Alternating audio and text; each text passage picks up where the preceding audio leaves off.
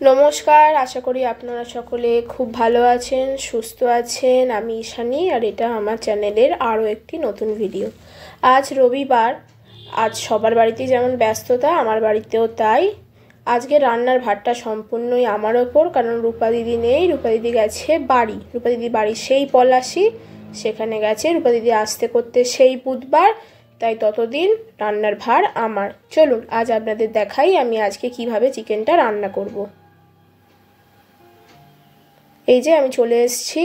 এখানে আজকে আছে 1.5 কেজি মতো চিকেন। এখানে বিভিন্ন রকম মশলা, হলুদ গুঁড়ো, লঙ্কা গুঁড়ো, কাশ্মীরি লাল মির্চ, জিরে গুঁড়ো, ধনে গুঁড়ো, মিট মশলা আর গোলমরিচ। আর এখানে আছে কয়েকটা ড্রাই ফ্রুটস, সঙ্গে এলাচ আর দারচিনি। আমি এগুলো গুঁড়িয়ে নেব, জল দিয়ে পেস্ট করে নেব।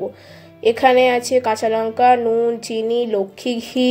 এখানে আছে ধনে পাতা, পুদিনা পাতা আর বেরেস্তা ভাজা তেল। সঙ্গে আছে এখানে আদা রসুন বাটা আর লেবুর রস আর বেরেস্তা। আর এখানে আছে কেশর ভিজানো গরম দুধ। চলুন এটা বেটে নেওয়া যাক। আমি এটা প্রথমে শুকনো গুঁড়িয়ে নিলেও তারপরে অল্প জল দিয়ে বেটে নেব। আমার বাটা হয়ে গেছে, এবার এটা একটা জায়গায় ঢেলে নেব।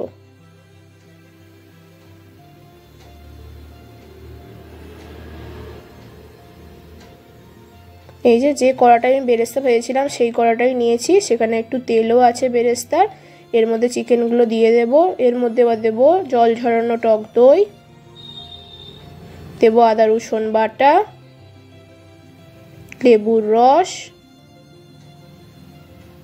বেরেস্তা, এরপর দেব ধনে পাতা, পুদিনা পাতা,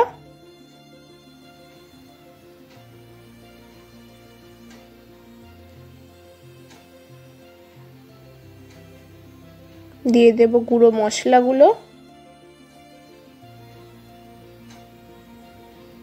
এবার ভালো করে একটু আগে মিশিয়ে নেব। এরপর দেব ওই পেস্ট করে রাখা মশলাটা। এরপর দেব কেশর ভেজানো দুধ। আমি এখানে 1 কাপ ব্যবহার করেছি, আপনারা আপনাদের প্রয়োজন মতো ব্যবহার করবেন। 1.5 কেজি মাংসের জন্য আমি 1 কাপ দুধই ব্যবহার করছি। নিয়েছি 4-5টা কাঁচা লঙ্কা কুচো, চিনি আর নুনটাও দিয়ে দিলাম।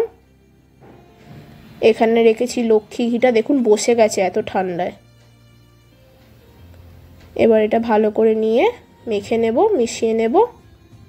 আমি মিশিয়ে নিয়েছি। এবার এখানে একটা কাঠকয়লা দিয়েছি বাটিতে, তার উপর একটু ঘি দিয়ে চাপা দিয়ে দিলাম। এবার এটা 1 ঘন্টার জন্য রেখে দেব পুরো চাপা দিয়ে।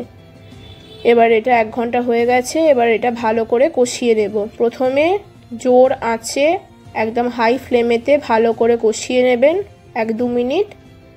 তারপর মাংসটা থেকে একটু জল বেরিয়ে এলে, ঠিক এই রকম জল বেরিয়ে এলে এতে চাপা দিয়ে দেব। এবার একদম মিডিয়াম আঁচে 1/2 ঘন্টার জন্য ফুটতে দেব, তাহলে জলটাও মোটামুটি টেনে নেবে আর গ্রেভি থেকে নিজে থেকে এটা জল বেরিয়ে আসবে। এরপর দিয়ে দেবো গরম মশলা দিয়ে মিশিয়ে নিলে তৈরি আপনাদের শাহি চিকেন ভুনা। আমি এটাই নাম দিয়েছি, আপনারা আপনাদের মতো নাম দিতে পারেন। এবার একটা বাটিতে সার্ভ করে নেব, মানে ঢেলে নেব।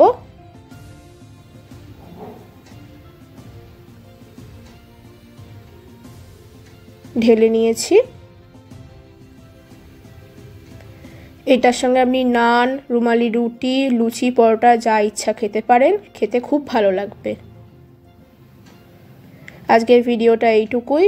ভালো লাগলে একটা লাইক, কমেন্ট, শেয়ার, আর একটু বেশি ভালো লাগলে সাবস্ক্রাইব করবেন।